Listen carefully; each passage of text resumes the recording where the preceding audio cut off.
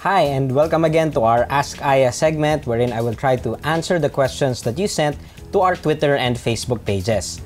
Aya, how often do shareholders get dividends? Well, it depends on the type of stock that you own. If you own a preferred share, may schedule yan, usually annual. Okay? Sometimes semi-annual. Now, if you are a common shareholder, wala talagang schedule yan. It depends on when companies make money, how much they make money, and if the board of directors decides to declare a dividend. Wala naman kasi silang obligasyon na magbigay ng dividendo.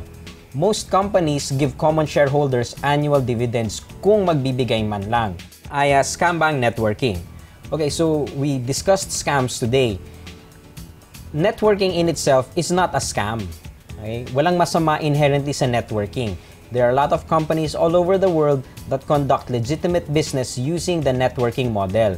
Hindi yan scam. Hindi pag sinabing networking, ay, scam agad yan. Hindi naman ganon.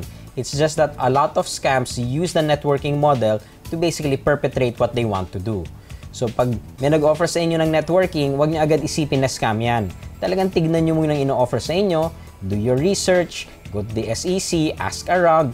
With the internet, it can save you a lot of time before deciding on whether to invest or not.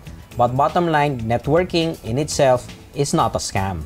Ilang taon ang pinakabatang investor na nakilala mo? Well, I guess it would have to be about a 12 or 13-year-old boy who is the son of one of my good friends.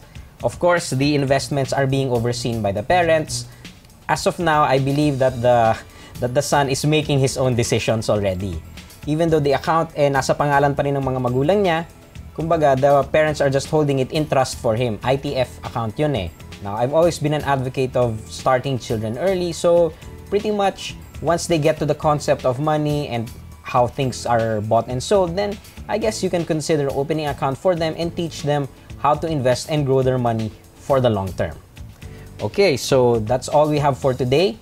If you have any further questions or concerns regarding the topics we discussed today or on any other financial matter, please feel free to send it to our Twitter or Facebook pages. So until next week, this has been Ask Aya, and I'm Aya Laraya. Salamat po sa lahat na nagpadala ng tanong.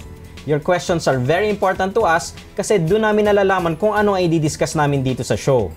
So please keep sending your questions to our Facebook page at pangako namin, hindi man namin yan masagot ng sabay-sabay, uunti-untiin namin yung sagutin lahat.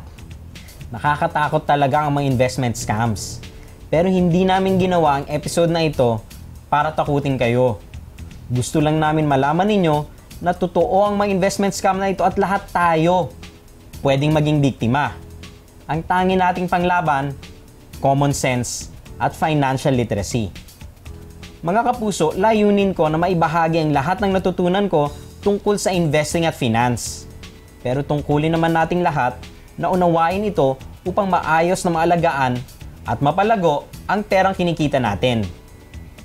Yan ang unang hakbang sa tunay na pag-unlad at pag-asenso. So, until next week, this is Aya Laraya, Smart Investing everyone.